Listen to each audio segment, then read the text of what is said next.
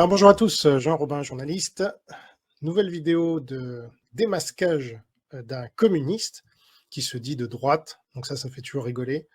En France, on adore se dire de droite quand on est communiste. Voilà. Donc, je vais démasquer mon nouvel ami Daniel Conversano, comme je vais le démontrer avec l'analyse d'une vidéo récente de cette chaîne. Daniel Conversano est un gauchiste tendance stalinienne. Il est donc normal que l'élite gauchiste regarde une chaîne gauchiste, même si celle-ci se dit de droite. En fait, elle est bien de gauche, puisque de toute façon, il n'y a pas de droite en France. Alors, c'est parti. Quelle est la catégorie de la population qui pousse à l'immigration? Les commerçants et les petits patrons. Donc voilà, les petits patrons, les commerçants poussent énormément le pouvoir. Ça veut dire quoi? Ça veut dire qu'il y a une pression électorale. Si vous augmentez le nombre d'immigrés légaux de temps à temps par an, nous voterons pour vous. Voilà. Et je trouve que c'est une catégorie de gens, désolé, hein, mais c'est une catégorie qu'on ne critique pas assez souvent, les commerçants. Que pour se plaindre, c'est les premiers. Je rappelle qu'en France, avec le Covid, ils ont reçu des aides de l'État à un niveau absolument incroyable. Voilà, donc le décor est planté. Il va reprendre l'analyse d'Alain Soral, qui était membre du Parti communiste français pendant 7 ans et qui a influencé le Front National en le faisant venir sur des positions marxistes que son leader Jean-Marie Le Pen dénonçait dans les années 80. Vous n'entendrez jamais chez Daniel Conversano donc, que l'immigration est principalement due au communisme en France. À ces pompes aspirantes, à ces mairies qui naturalisent en 2 coups de tampon pour avoir de nouveaux militants, de nouveaux syndiqués et de nouveaux électeurs. Il faut toujours faire diversion de cette réalité indubitable en désignant le sacro-saint patronat. Alors maintenant, on va avancer un peu, parce que je ne vais pas prendre exactement tout, ça serait un peu trop long. Et il y a une inflation qui touche toute la société, mais en tout cas, alors, le prix des consommations dans les restaurants a augmenté, a explosé même. Et donc, évidemment, les locaux, les autochtones, les jeunes qui étaient serveurs ou qui travaillaient en cuisine, bah, c'est pas qu'ils ont disparu, ces gens-là, mais il y a tout de même suffisamment de locaux pour travailler. Alors, quel est le problème? Quel est le problème en réalité? C'est que les commerçants ne veulent pas augmenter leurs salaires pour que les salaires s'indexent, les salaires permettent de surpasser l'inflation et de pouvoir toujours consommer. Donc les jeunes se disent, mais je ne peux pas gagner la même chose en tant que serveur qu'il y a 3-4 ans, puisque mon loyer d'étudiant, mes consommations dans les centres commerciaux, en gros tout ce que je dépense coûte plus cher. Donc au secours. Et quelle est la réponse des commerçants? Oh, vous faites chier, vous voulez pas travailler pour ce salaire-là, eh ben tant pis. Voilà. Ah voilà, les droits des salariés contre les salauds de patrons. Voilà, ça c'est le discours de Daniel Conversano, donc c'est pourquoi je lui en voudrais éternellement. Voilà le genre de sources sur lesquelles s'appuie Daniel Conversano, le communiste, pour nous fourguer sa propagande marxiste. C'est très violent, hein. C'est pas ce que je dis qui est violent, c'est la propagande. Parce que vous avez vu, en plus, c'est fait d'une manière dynamique pour les jeunes, etc. Et donc, on vous manipule bien, là. Soyez heureux. Alors, on continue. Où les impôts sont assez doux, hein. Donc où les commerçants mettent pas mal de leurs recettes dans leur poche directement, hein. Enfin, des recettes, par définition, c'est voilà, c'est vraiment des pays où, quand tu as une pizzeria du coin qui marche bien, tu gagnes du pognon, hein. Il n'y a pas de problème. Seulement les commerçants, eh ben, ils se mettent en tête qu'ils veulent gagner tant par mois, et si c'est moins, ils ont l'impression de se faire baiser. Voilà. S'ils ne peuvent pas mettre de côté leurs 4, 5, 6 000 balles par mois, ils ont l'impression qu'en fait, ils se font baiser par les employés, ils se font baiser par l'État, et donc ils gueulent. Donc en fait, ce que les communistes n'ont pas compris, c'est que personne ne force les gens à travailler. Si tu veux pas risquer un claquage en te levant de ton lit pour aller bosser, tu peux rester dans ton lit. Tout le monde risque sa vie en traversant la rue. Donc on attend que Daniel Conversano et ses copains de la CGT organisent des manifs pour dénoncer ce risque insupportable pour la santé des travailleurs. Mais plus sérieusement, le marché crée de l'emploi, il crée des services, donne du boulot à des gens qui n'en ont pas et qui n'ont, en l'occurrence ici, aucune qualification. Mais ça convient toujours pas à un Conversano qui trouve ça trop dur, trop injuste et trop capitaliste. Et on ne pense pas aux clients, évidemment.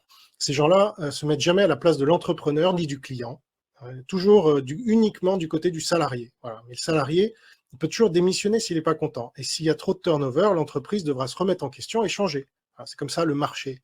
Les entrepreneurs ne sont pas des débiles non plus et peuvent parler avec leurs salariés, si ceux-ci leur font des demandes. Mais non, ça passe nécessairement par la CGT, par le communisme. les gentils communistes face aux méchants vilains capitalistes. Hein, c'est scandaleux. Alors on continue. Ce n'est pas le pouvoir qui veut de l'immigration. Ça vient d'en bas, ça vient de membres de la société, et en particulier des commerçants. Les hôteliers, quant à eux, alors ils ont beaucoup de mal à embaucher des saisonniers, alors même qu'il y a un afflux d'étrangers jamais vus. Alors ça, parce qu'en plus, c'est jamais assez. Hein. C'est-à-dire, ils disent, mais il n'y a pas d'employés. On les prend où, les salariés? Et t'es là, bah, attends, on vous envoie 100 000 Ukrainiens. Tu leur envoies 5 000, mais ils sont où? Il n'y a pas assez. J'ai personne pour ouvrir mon restaurant. Mais les 100 000 Ukrainiens, ils sont passés où? Ils sont passés dans le cul d'une chouette.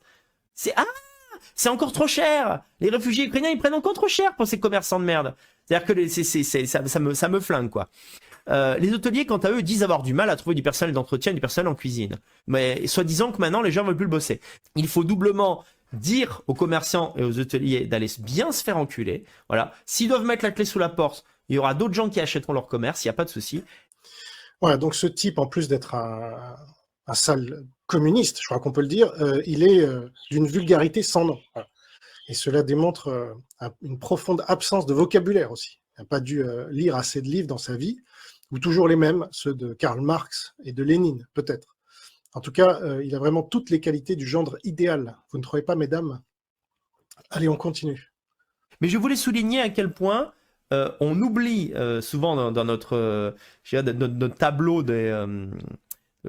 tableau à scandale, les gens qui sont les principaux agents, les corporations qui sont les principaux agents du remplacement de population en Europe, on oublie souvent les commerçants. Voilà. Si ça tenait qu'aux commerçants, il y aurait des millions, je dis bien des millions, d'étrangers qui rentreraient chaque année. Eh ben, dès que le gouvernement, sur 6 mois, 1 an, va accepter de faire rentrer un peu plus d'immigrés légaux, eh bien, vous avez des restaurateurs qui vont changer intégralement. C'est-à-dire, tu n'avais que des serveurs blancs, et d'un coup, tu n'as que des serveurs chinois. Ah ouais, mec et c'est vraiment, et j'insiste vraiment sur commerçants et petits patrons. Bon, mais là, c'est pas honnête. Et on a affaire à la gauche qui se dit de droite, qui reprend intégralement le discours de la gauche communiste pour dédouaner l'État et accuser les capitalistes, mais en ajoutant des termes comme « grand remplacé » pour faire illusion. Or, le grand remplacement a été créé par un gauchiste, je rappelle, Renaud Camus, qui a toujours voté à gauche, Mitterrand 81-88, Noël Mamère, même en 2002, ça va très loin, parce que l'immigration, elle était déjà massive. Et enfin Marine Le Pen en 2017, et même Éric Zemmour en 2022, le candidat ayant repris son expression à son compte, expression grand remplacement. Je ne sais pas s'il est payé par la CGT pour avoir fait cette vidéo, franchement, sinon il bosse gratos. Comme si le marché français n'était pas déjà un des plus réglementés au monde, on délire. On a le code du travail le plus volumineux de tout l'Occident, avec des milliers et des milliers de pages. Il y a des dizaines et des dizaines de pages en plus chaque année. Ça tue le marché de l'emploi, évidemment, tout en enrichissant des avocats spécialisés en droit du travail et les syndicats, comme la CGT, qui sont ultra subventionnés en plus. On nous vole pour financer ces gens-là. Mais, évidemment, ça ne dérange pas Daniel Conversano. Donc, évidemment, au contraire, il adore ça. Il en veut plus en bon communiste qui se respecte. Mais qu'il arrête de se dire de droite, et qu'on arrête de le dire de droite, parce qu'il est tout sauf de droite. Voilà, le communisme n'est pas de droite. Un scoop. Voilà, le communisme est d'extrême gauche. Voilà, faut-il le rappeler? Allez, on continue. Parce que les grandes entreprises génèrent assez, alors je ne dis pas qu'elles le font par humanisme ou par identitarisme, absolument pas, hein. Mais vous allez voir moins d'étrangers. Bon, si vous allez au McDonald's, parce que le McDo fait assez de marge pour pouvoir... et puis surtout, il veut pas avoir de problème, McDonald's, il veut surtout pas employer des migrants. Donc il y a ce paradoxe, vous allez chez KFC, vous allez chez McDonald's, vous allez chez Pizza Hut.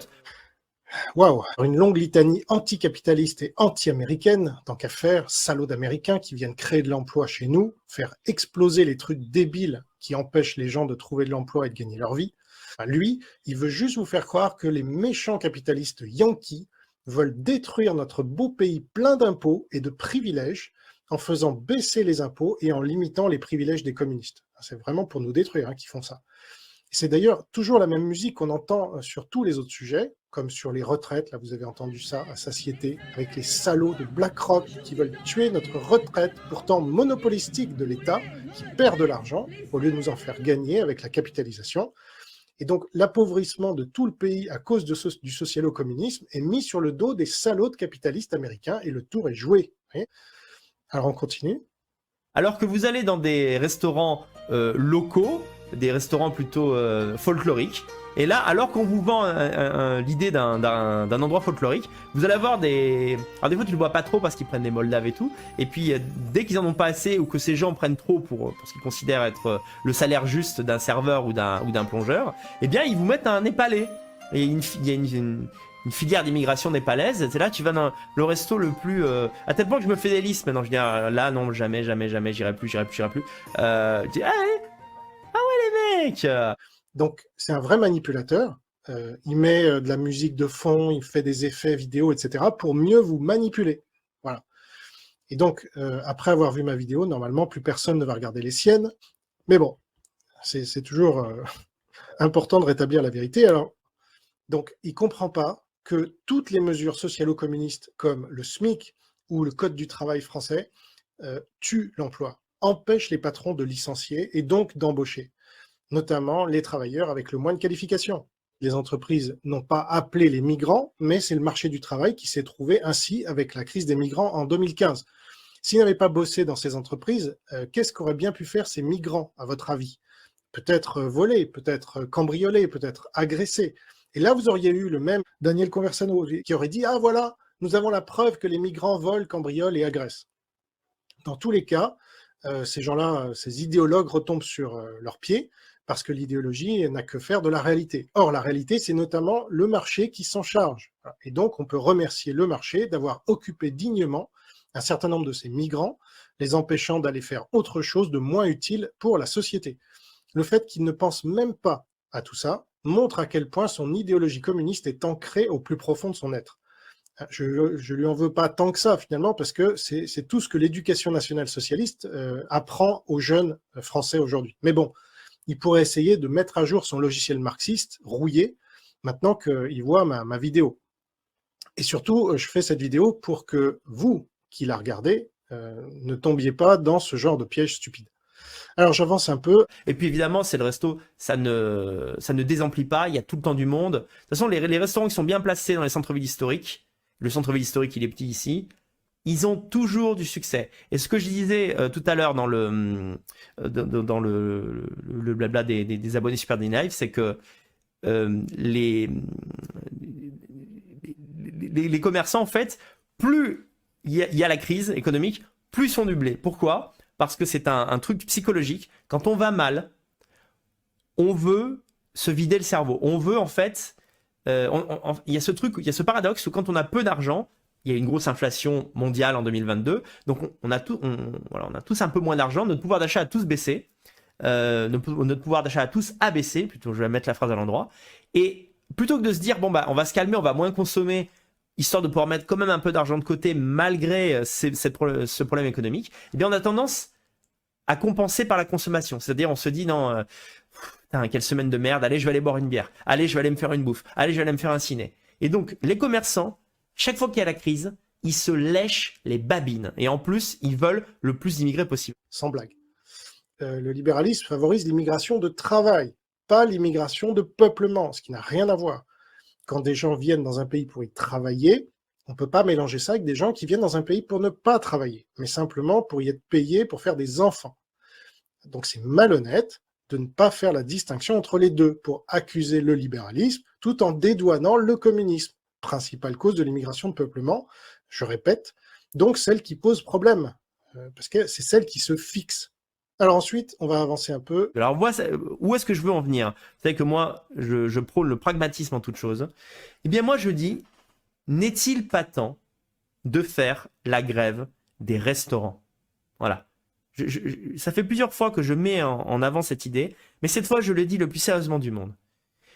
Mais est-ce qu'on ne peut pas simplement se dire que, voilà, pour donner une leçon par principe et concrètement parce qu'on ne veut pas nourrir financièrement ces gens qui participent aussi au remplacement de notre population partout en Europe, est-ce qu'on ne peut pas leur dire merde? Est-ce qu'on ne peut pas aller 2 fois sur 3 au lieu de se dire on va faire une sortie qui va nous coûter une blinde, on accueille les gens chez soi, on se fait à manger à la maison, voilà. On va au centre commercial du coin, on va à l'épicerie, on achète de quoi faire, c'est plus convivial, on est entre nous. Voilà, des habitudes. C'est pas une question de restriction économique, c'est juste ne plus donner son argent à des gens qui ne le méritent pas. Simplement réduire le niveau de consommation en disant, bah, on a tous un peu moins d'argent qu'avant, et si le fric doit aller quelque part, franchement, je préfère prendre n'importe quel créateur de contenu de droite identitaire, filer 10, 20 balles par mois ou de temps à autre, plutôt que d'aller au restaurant pour nourrir ces gens, quoi. C'est vraiment dégueulasse, quoi. C'est vraiment dégueulasse. Ils enchaînent les idées reçues parce qu'elles ont été dites et répétées ad nauseam par Soral sur les réseaux sociaux, sur Internet, par Zemmour dans les grands médias, mais aussi par Philippot, par Marine Le Pen, pendant des décennies. Et donc, à droite, on connaît ces arguments et on les prend pour acquis alors qu'ils sont faux. Voilà. Alors, je vous passe le dernier extrait un peu plus long, et puis on va conclure parce que toute cette propagande communiste, là, c'est assez insupportable. Et puis ce qui me tue en plus, c'est que dans pratiquement tous les pays, les commerçants sont pas gauchistes. En fait, ils votent pour la droite type LR, parce que ils veulent plus de souplesse dans l'engagement d'immigrés. Voilà. Donc ils veulent plus de souplesse. Pendant 10, 15, 20, 30 ans, ils n'engagent en cuisine que des extra-européens. Et puis ensuite, parce qu'ils ne se le disent pas, hein. Eux, ils pensent qu'à leur pognon. Hein. Une fois que ces gens sont installés dans le pays, ils font des enfants. Voilà. Et ces enfants peuvent se comporter plus ou moins bien. Donc en fait, les commerçants, c'est oui au noir dans la cuisine, non aux racailles. Et oubliant complètement le fait que les racailles sont les fils des cuisiniers qu'ils font venir pour leur putain de business pourri, quoi. Donc j'avais encore jamais clashé les commerçants aussi ouvertement.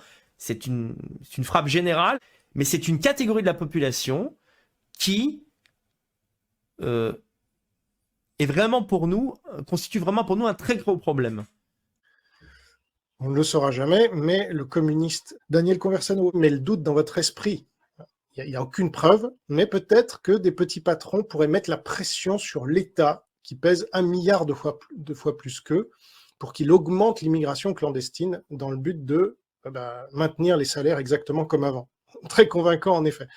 Sachant que l'État socialo-communiste français n'a pas besoin de ça pour faire venir l'immigration, franchement. Il le fait très bien tout seul, merci. Notamment depuis Georges Marchais, mon nouvel ami Daniel Conversano, n'avait pas prévu qu'un journaliste comme moi prendrait un peu de temps pour mettre tous ces mensonges de communistes à nu pour éviter à mes compatriotes de se faire avoir par ce genre de manipulateurs décérébrés. Ma conclusion, eh bien, pour paraphraser la maxime qui dit « avec de tels amis, pas besoin d'ennemis », je dirais qu'avec une telle droite, on n'a pas besoin de gauche. Mon nouvel ami Daniel Conversano se charge très bien de jouer la partition stalinienne à la Georges Marchais, tandis que la gauche officielle joue quant à elle la partition trotskiste à la Edoui Plenel, comme je l'ai déjà dit il y a une quinzaine d'années. Donc à l'époque, tout le monde me prenait pour un dingue, maintenant un peu moins. Mais l'immense majorité des Français ne considèrent toujours pas qu'en France, à chaque fausse élection, on a le faux choix entre un vrai marxiste de gauche et une vraie marxiste de fausse droite. Donc la vraie droite a complètement disparu de ce pays depuis longtemps, mais il ne tient qu'à nous de la recréer en défendant le libéralisme et les valeurs du christianisme en même temps. Voilà, ce en même temps-là, il n'y a pas de problème. Et oui, c'est possible, et j'essaierai de le démontrer à l'avenir. Voilà, merci pour votre attention, portez-vous bien, gardez la foi, vive le Christ Sauveur et la nouvelle France libre. Au revoir.